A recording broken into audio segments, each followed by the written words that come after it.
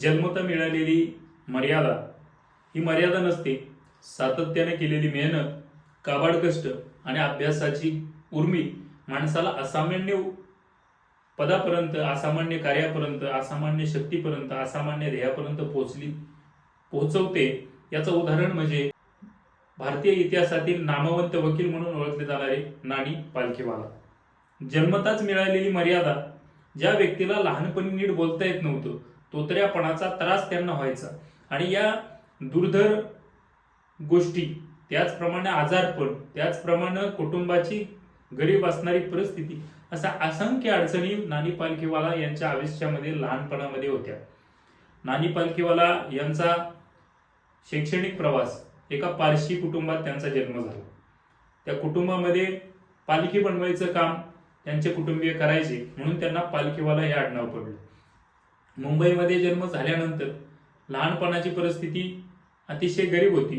त्या गरिबीच्या परिस्थितीमधून साधारणपणाने त्यांनी प्राथमिक शिक्षण पूर्ण केलं आणि या सर्वाच्या नंतर त्यांनी त्या ठिकाणी कायद्यामध्ये काम करायचं ठरवलं आणि लॉला GLC गव्हर्नमेंट लॉ कॉलेज मुंबईला त्यांनी ऍडमिशन घेतलं.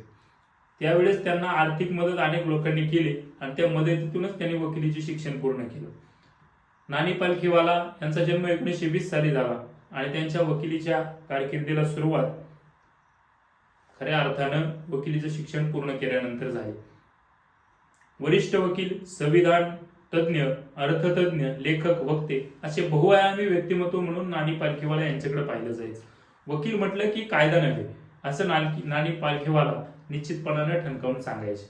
भारताचा इतिहास, तत्वज्ञान, अर्थज्ञान, राजकारण या सर्वाचा प्रभाव वकिलीवरती पडतो असं त्यांचं म्हणणं असायचं. त्यामुळे त्यांनी अनेक तत्वज्ञान, इतिहास, अर्थशास्त्र या क्षेत्रावरती मोठी कमांड मिळवलेली होती. त्यांची अर्थशास्त्रावरील व्याख्यानं ऐकायला मुंबईच्या मैदानावरती लाखोंची गर्दी व्हायची. नानी पालखीवाला हातात एक कागद सुद्धा न घेता तासन तास अर्थ या विषयावरती, अर्थसंकल्पावरती आपली भाषणं द्यायची. कोर्टामध्ये हजर झाले की एखाद्या केसमध्ये त्यांनी बोलायला सुरुवात केली तर खाली न बघता, कोणत्याही पेपरचा आधार न घेता, केवळ फॅक्ट्स आणि स्वतःची दाव्याविषयी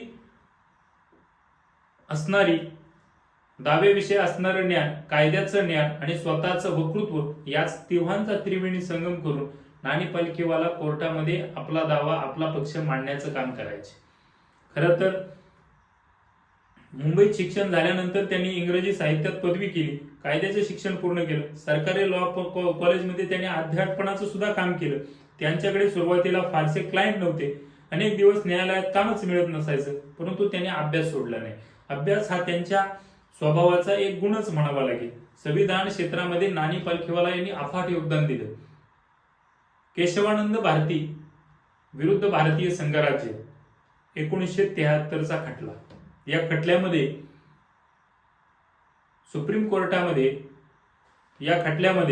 कोर्टामध्ये बाजू मांडताना नानी पालखीवाला यांनी असा युक्तिवाद मांडला, न्यायाधीशांना सुद्धा त्यांचा युक्तिवाद ऐकून खऱ्या अर्थानं बेसिक स्ट्रक्चर हे संविधानाचं महत्वाची गोष्ट आहे हे अधोरेखित करावं लागलं.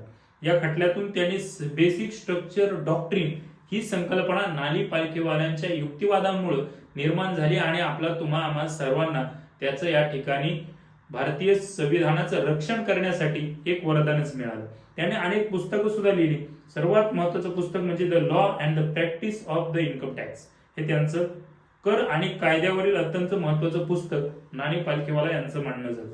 एक काळ असा होता की अर्थसंकल्प झाला की हजारो लोक त्यांची भाषणं ऐकायला यायची. क्रिकेटबद्दल त्यांची भाषणाला जशी क्रिकेटला गर्दी व्हायची तशी त्यांच्या भाषणाला गर्दी व्हायची. सिनियर ॲडव्होकेट, संविधान तज्ज्ञ, लेखक, अर्थतज्ञ आणि भारताचा अमेरिकेतील राजदूत असा त्यांचा प्रवास होता. त्यांना पद्मविभूषण, अनेक विद्यापीठाची मानद डॉक्टरेट अशा अनेक पदव्या त्या ठिकाणी त्यांच्या व्यक्तिमत्वाला साजेशा म्हणून मिळालेल्या आपल्याला पाहायला मिळतात. नानी पालखीवाला यांचं जीवन वकील म्हणून तर उत्कृष्ट होतं, पण माणसाने ठरवलं शारीरिक अपंगत्व आणि जन्मताच मिळालेली मर्यादा ही कायमची मर्यादा नसते, तर त्यावरती सुद्धा मात करता येऊन एक नवा इतिहास, एक नवं आयुष्याचं पान, सोनेरी पान लिहिलं जातं आणि ती माणसाला असामान्य बनवू शकते.